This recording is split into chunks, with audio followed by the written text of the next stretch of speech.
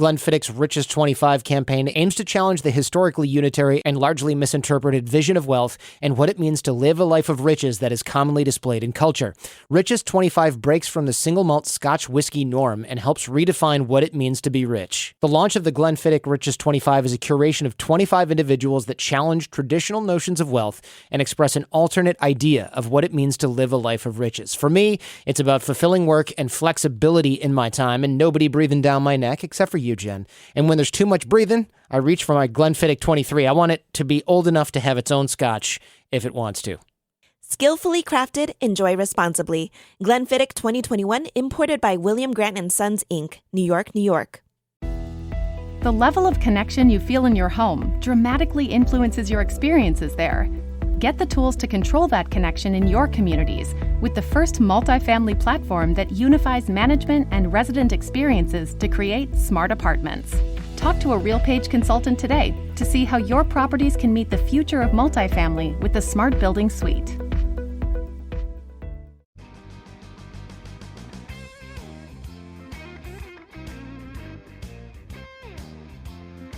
We're back with another Blunt Business on CannabisRadio.com, and our next guest represents a company that is definitely very familiar to the audience out there, especially if you listen to our Plant Profits series, because we've actually had their CEO, Bradley Natras, who has been on our program numerous times on Plant Profits. I would definitely recommend you go check out those shows.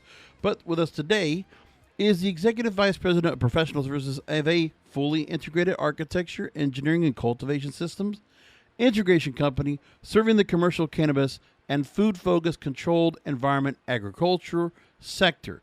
And with me is the Senior Vice President of Design Services at Urban-gro, Sam Andras. Sam, thanks for joining us.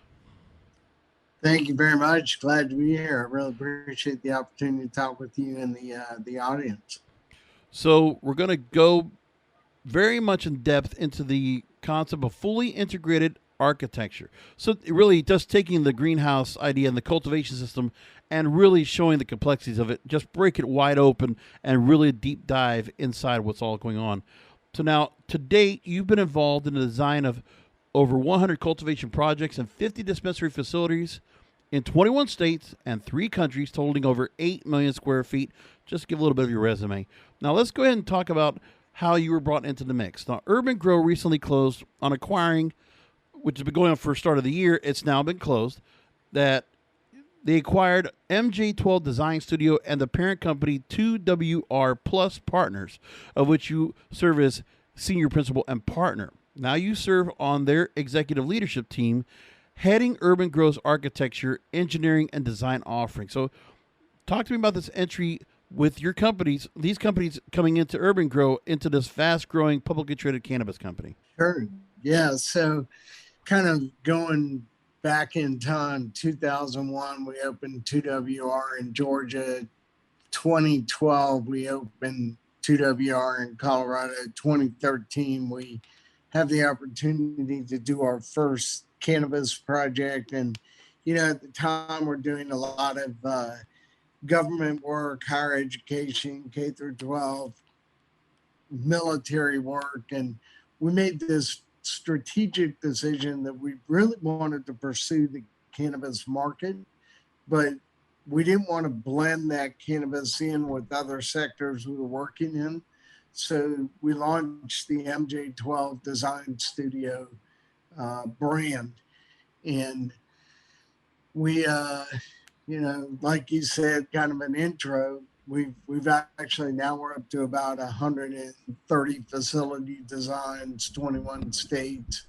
I think we're actually 4 countries now. And it was a very, very successful venture for us. We dove in 100%, started attending trade shows, bringing some of our design methodologies from other sectors into the cannabis, and really dug into learning and understanding where the cannabis industry and CEA industry were headed. It was highly successful for us. And in 2019, we had our first opportunity to work with Urban-gro, and we found it to be a highly successful venture. And I know we'll talk a little later about integrated design solutions and what Right. that means. But building on that, we I think from 2019 to 2020 did about 3 or 4 projects with Urban-gro, and found it to be very successful, easier for the clients, and great ventures. Fast forward to uh, November 2020, we get a call about an acquisition, about becoming a part of the Urban-gro team. Let me go to ask And you real quick. I'm going to follow along real yeah, quick, and I want to take a story from Colorado Hometown Weekly. So this acquisition makes Urban-gro the first fully integrated architecture, engineering, and cultivation systems operator in the cannabis-controlled environmental agriculture, or CEA space. And Bradley, who I prefaced at the start of the show, made this point, quote, this accretive and synergistic acquisition positions Urban-gro for a strong future in the global CEA market. The company can now directly address more challenges faced by cultivators when expanding existing or designing new CEA facilities. Quote, the inclusion of the architecture allows us now to offer our clients complete design capabilities for their cultivation, processing, extraction, and retail facilities. Moreover, the move brings the company one step closer to our goal of delivering complete end-to-end turnkey indoor CEA facilities. If you could give me a little bit of a background on what are some of the obstacles that some of these those that would hire to have one of these spaces built out, what are some of the common things they're looking for that they encounter or looking to try to go ahead and have as a solution for what you're providing? so I think that as an architect, it's important that we're able to organize and coordinate teams and bring together integrated design solutions. So that in the CEA industry and the cannabis includes the water treatment, fertigation, benching, lighting, environmental control systems, fan layouts, all of those components that make up the cultivation aspect of the design. Along with that, you've got structural engineering, mechanical, plumbing, electrical, all those pieces of the puzzle that also impact the overall design and shape the project. With the Urban-gro team, we now have under one umbrella architecture, mechanical, plumbing, electrical, integrated cultivation design. So the design of benching, water treatment, lighting, fertigation, fan layouts, environmental controls, all of that's in one house. Previously, prior to this, we'd work with the client. There might be 15 people on a call, each representing different aspects of the design. Now, when we integrate all those services, it's led by the architectural team, and we bring in those other pieces of the puzzle specifically to focus on areas of their areas of design. So cultivation design, mechanical, plumbing, electrical, and those people are involved in the calls on an as-needed basis. And at the end of the day, we're consolidating 15 down to 3 or 4. It simplifies the process. And then two, the other aspect is really organizing all of those components and being able to put into the documents a methodology by which you're able to tell a general contractor who's providing what pieces of equipment, who's installing that equipment, and even coordinating with the mechanical and electrical components of the design side, what the requirements are for each of these pieces of equipment, because it's very intricate. And I think that one of the things that's fascinating to me is initially when we started in this industry, architects were kind of looked at like really only a means and methods by which to get a permittable set of documents to build a facility. As the industry has evolved, clients have begun to really see more of what architects bring to the team in terms of functional flow, operations, systems, and really how to develop facilities that streamline their operations, help them get a lower cost to market, more energy efficient solutions. There's a lot what you brought in. I'm looking from a story from MJ Daily that you wrote an article for them talking about overcoming the building challenge. There's a lot, and I'll be happy to go and drop this link into the description for those that want to go and check this out for themselves. But if I could just take a couple of things just because of how intense you have the information you have when it comes to the types of buildings that you're looking to build. If you're looking to start up and building a space, this CEA facility, you have several different building types as well that cannabis owners can focus on, which would be pre-engineered metal buildings, conventional steel buildings, and heavy timber historic mill buildings, each with their own unique challenges as related to the cannabis industry.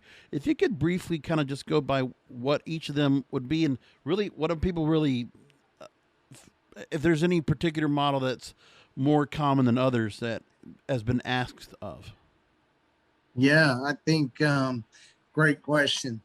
I think that in general, let's say the first question, do you build from the ground up and build a brand new building, or do you buy something that's existing and jump in and design an interior that fits your needs? When clients are kind of looking at those two different options, one of the things obviously is time and speed to market. So when you start from ground up, you've got to go through all the site development, all of the site permitting, and then erecting that building shell. And just in terms of time, you're going to add 6 to 8 months of additional time to get that online. Now, the beauty of ground up, brand new construction, is you're going to put in place exactly what you need. When you go for let's go shorter time frame, mold what we need into something that's existing, there are the variety of different building types of 3 you outlined: heavy timber, conventional steel, pre-engineered metal building. Pre-engineered metal buildings inherently are designed, basic design pre-engineered metal buildings carry about maybe 4 to 5 pounds of collateral load that they can carry, which is dead load basically out of the design. When you get into cultivation, you've got ceilings, lighting, ductwork, sprinklers that all have to be supported from that system. So while the building, when you walk in, it's got these vast clear spans inherent with pre-engineered metal buildings, it may look beautiful, but then when you get in and start looking at the ability of that system to carry loads, it may not be so sweet. Now you have to upgrade the structure in order to make it work with what you're trying to put on the inside. Conventional steel, somewhat the same, because you're generally not going to design conventional steel to carry, vast loads over what you actually need. But there is generally more load capacity on conventional steel than built into a pre-engineered metal building. And then I think one of the challenges with heavy timber becomes the column spacing, the breakup of the interior of space. Heavy timber inherently has more columns spaced throughout the building, and working with those columns can be difficult, especially if you're really a cultivation methodology group that focuses on larger rooms. And like I said, I'll go ahead and make sure to go and drop that link off to people if they want to go and take a look at that for themselves. But also, I would just go ahead and, in case you're not catching this and you don't have a chance to write this down, look for the mmjdaily.com article, Overcoming the Building Challenge, which is a multi-part series that you wrote. A lot of good information packed into that. So I'm here with Sam Andras, the Senior VP of Design Services at Urban-gro here on Blunt Business. And coming back from a short break, I want to go and talk to you about a study that was taken from the American Council from an energy efficient economy, they actually put out a lot of information when it comes to the controlled environment agriculture they've learned from other industries that will be very pertinent to the cannabis industry. I'm going to talk to Sam about that after a short break. Stay with us. We'll be right back. Rolling into some sponsors, but we'll be right back with more Blunt Business. Be the candidate investment firms are looking to hire. Become a CFA charter holder. Stand out for having the skills to thrive in the competitive investment industry. Visit cfainstitute.org/learn to find out more about the Level 1 CFA exam. Do you still listen to music on cassette tapes? Do you still connect to the internet with dial-up? No? Then why are you still using a data warehouse? The data warehouse had a great run, but it's outdated. It wasn't built for 90% of today's data. It can't handle modern use cases like machine learning. It's time for a new paradigm. The Databricks Lakehouse brings all your data together on one open platform so you can tackle every use case from BI to AI. Discover Lakehouse at Databricks.com. We're back with Sam Andras, Senior VP of Design Services at Urban-gro here on Blunt Business. And I know a lot of people that might catch the episode today, it might be a little bit in the weeds for everybody, but we're going to try to break down everything as much as we can. The understanding of integrated architecture and understanding really, I mean, for the first time I've ever heard about the controlled environment agriculture, which is, I don't know if it's so much before I even ask what I'm going to go to next. Is it really just the next step, the next generation of what greenhouses are going to be now these days? Indoor agriculture versus greenhouse? Well, what's the difference? Great question. So indoor agriculture really is it gives you the ability to completely control the environmental parameters in which you're growing, and do so on a level that you can have consistency of your environment on a day-to-day basis. Greenhouse, you're utilizing the sun, you're utilizing supplemental artificial lighting. And in that, you can't really control the sun. So your ability to control that environment on a day-to-day basis is not as great as if you're, fully indoor. The other thing that greenhouse is really environment dependent. So where greenhouse cultivation for cannabis thrives when you look at kind of the dry, more less humid climates, such as if you look at Arizona or Colorado, areas of the country where the humidity levels aren't quite as high, versus the Northeast, you have the ability to use more passive systems for the cultivation. Whereas if you try to emulate those same level of environmental controls, temperature, and humidity levels within the rooms in the Northeast, it would become much more expensive to do so with the mechanical systems and components that you'd have to put in place.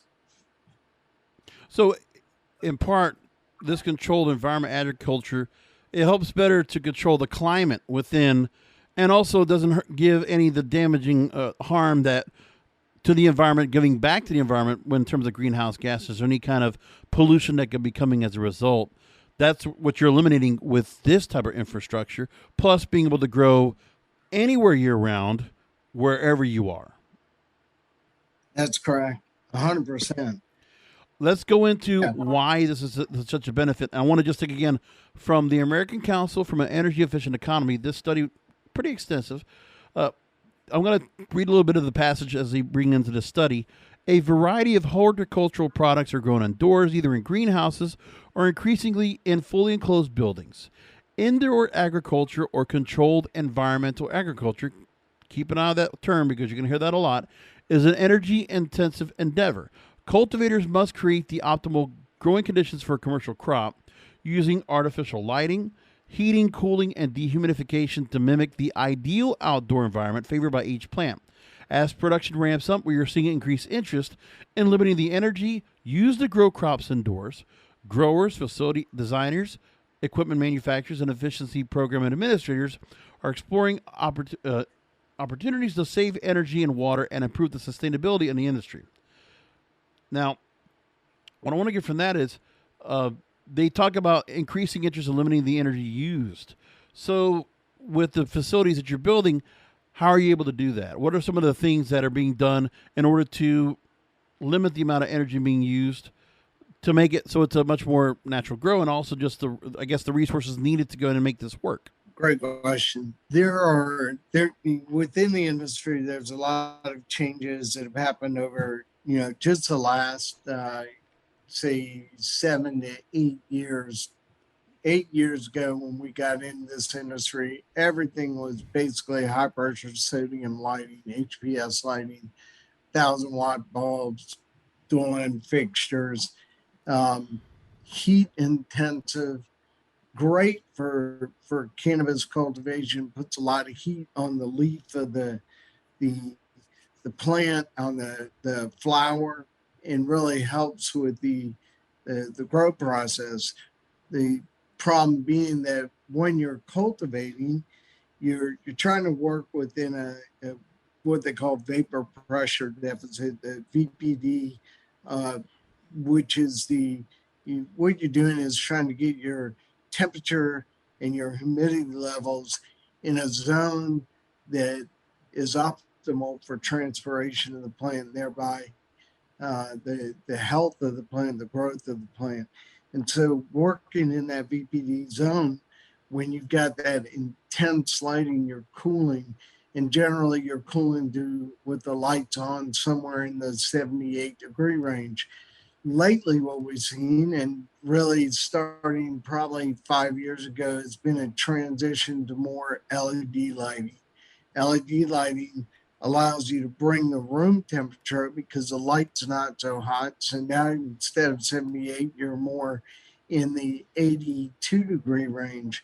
And what that does is it lightens the load on the mechanical system and the actual size of the mechanical system. So now your mechanical systems are a little smaller, and you're getting more efficiency out of the system.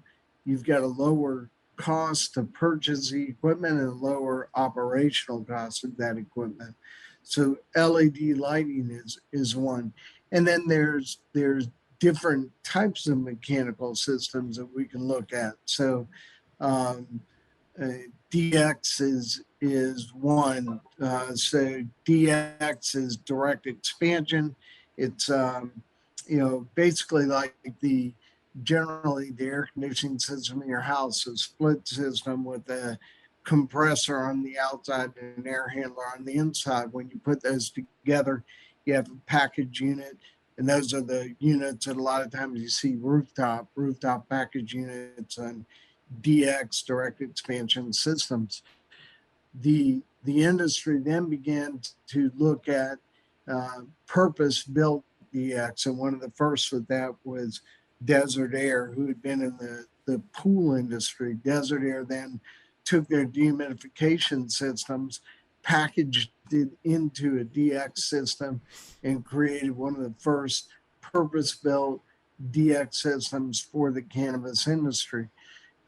There's a lot of different DX brands that have followed suit: Data Air, Zero Cool, and a handful of others.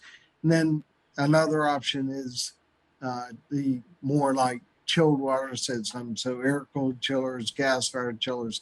The beauty of those systems are the efficiency of operations, especially gas-fired chillers, where you get into an area where gas is less expensive than electricity. Now you're operating gas-fired chillers using chilled water systems with cool boilers for the dehumidification with the coils, and basically you have a more efficient operation. Oh, let's go ahead and move along real quick. There's so much here, and I'm glad you're someone that's very adept to understanding these systems, because this would be so far past my pay grade. I mean, by leaps and bounds. But let me go and move along now. And from going forward, I'm going to refer to Controlled Environment Agriculture, or CEA, for the reference for the rest of the show. So I want to take more from this study here. Indoor agriculture is experiencing a surge of interest and investment in North America.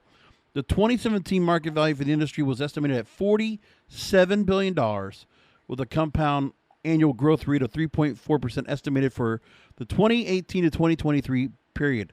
The reasons for the growth are A, growing consumer interest in year-round access to a wider variety of local source food and flowers. B, concerns about food security and safety. C, expansion of legal markets for recreational and adult use cannabis. Now, the facilities, much like what you could be using for cannabis, can produce primarily herbs, microgreens, and lettuces, tomatoes, berries, and flowers. Crops are in demand year-round. They tend to command higher prices, have shorter shelf lives than other horticultural products. Moving production indoors, growers can produce multiple crops in a single year. A significant portion of cannabis cultivation can also occur in part due to local zoning and other ordinances that limit or prohibit outdoor cultivation. So that's got to be kept in mind too. In addition to the lack of interstate commerce of cannabis products, forces some growers to operate in states where the outdoor climate is not well suited for cannabis production. CEA growers face a number of barriers. Now, their study did not include cannabis growers, but financing is also a critical issue for them as well, and is exacerbated by federal limitations on banking for the industry. The other challenge that respondents identified was building-related issues like pest control and management or environmental conditions.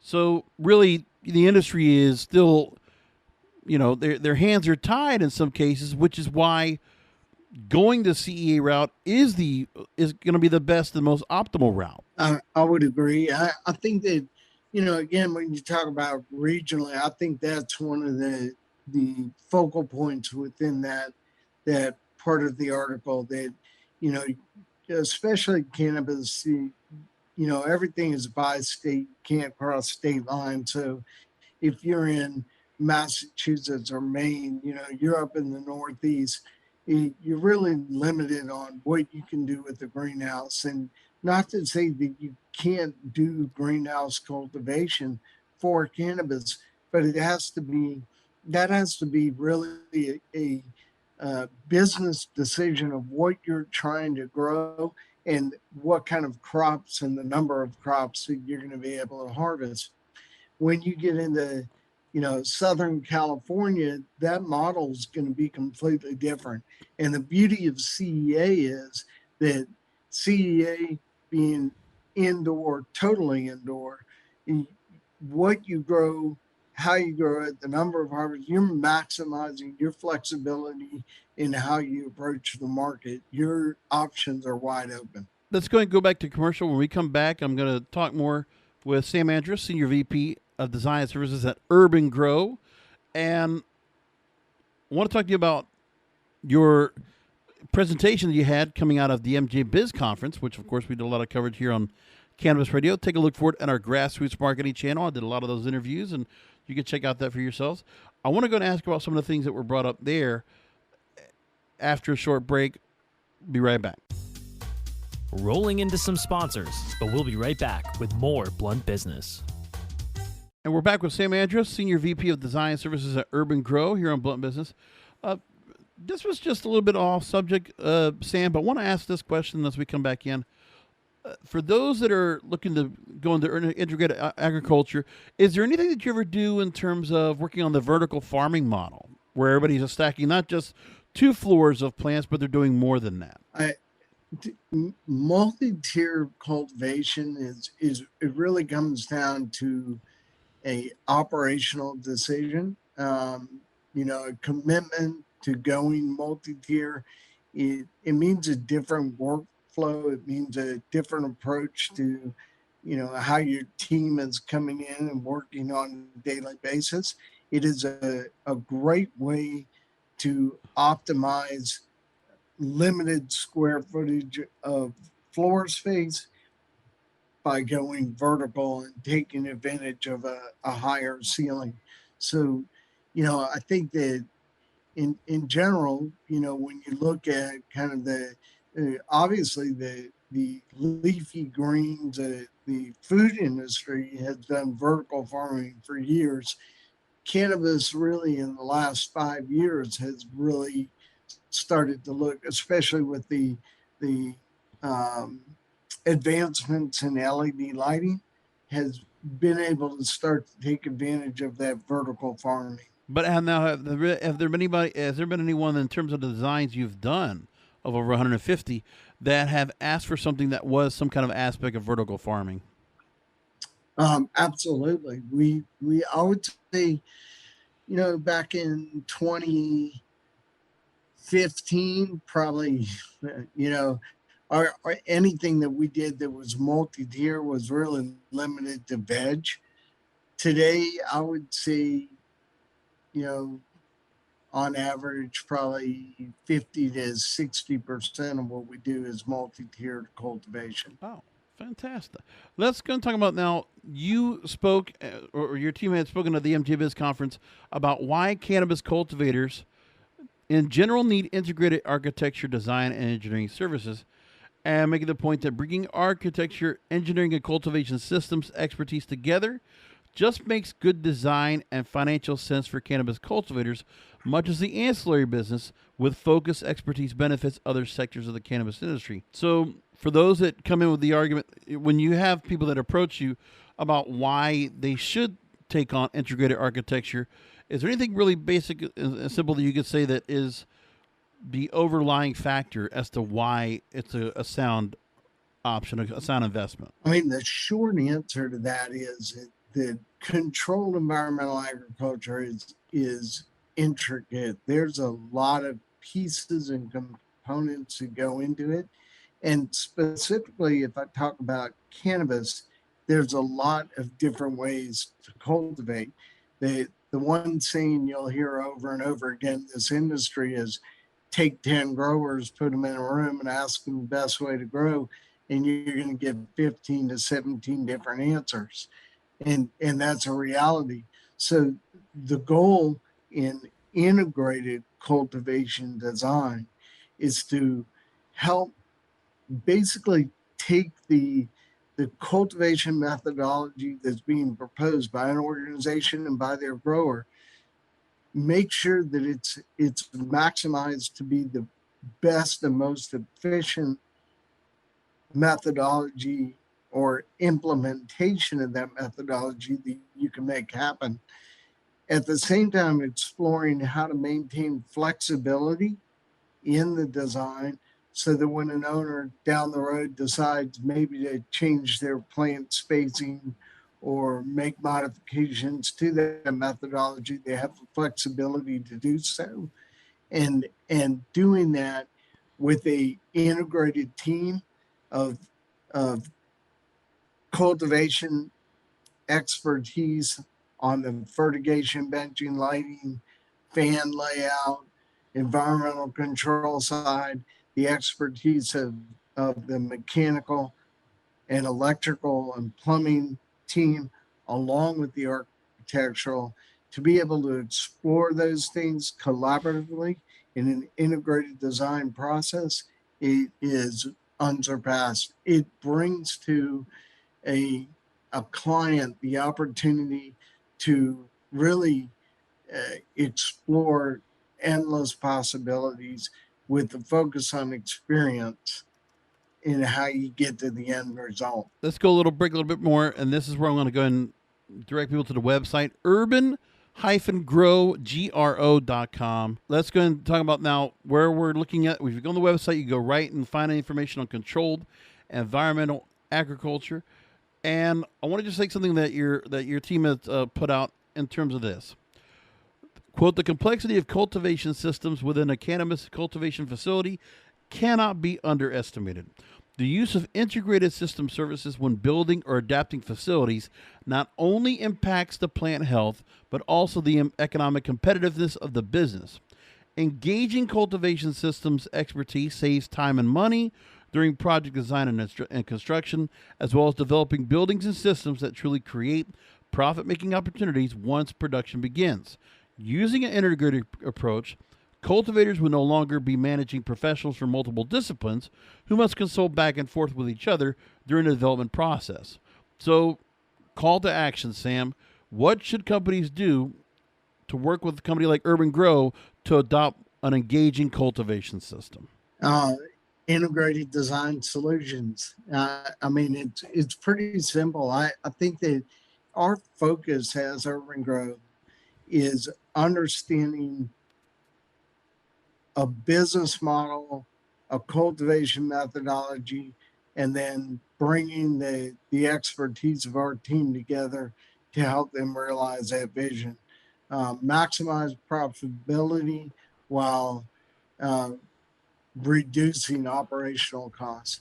And the cool thing with the Urban-gro team is our services really span from initial vision, taking that all the way through to even post-operational services with the Grow Care product, where we're able to do maintenance plans on equipment that we provide, along with operational support, pest maintenance programs, and things like that. So it's not a hey, we design it, it's built now, and we wave goodbye. We're really a partner from beginning all the way through operations.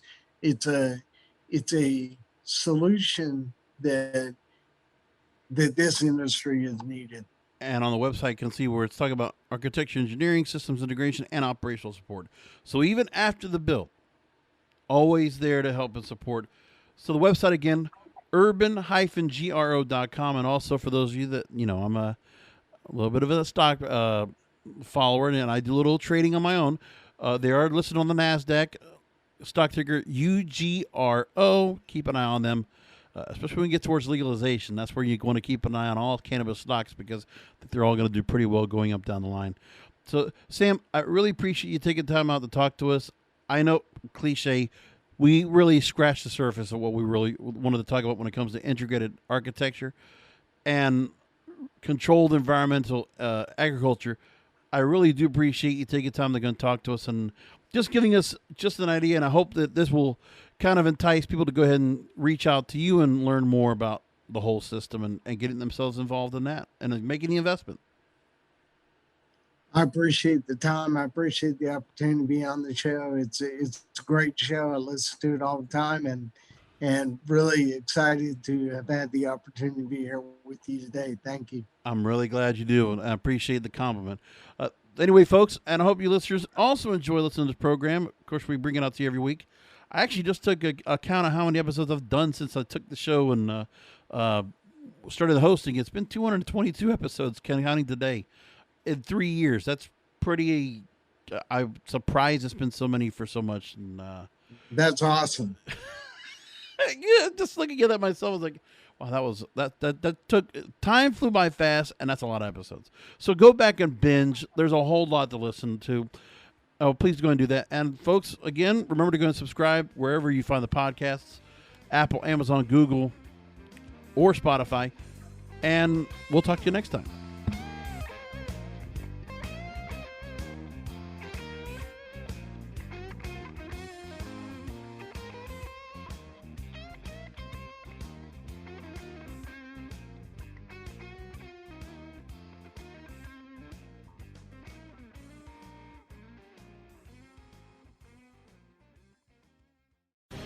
The opinions expressed on this CannabisRadio.com program are those of the guests and hosts and do not necessarily reflect those of the staff and management of CannabisRadio.com.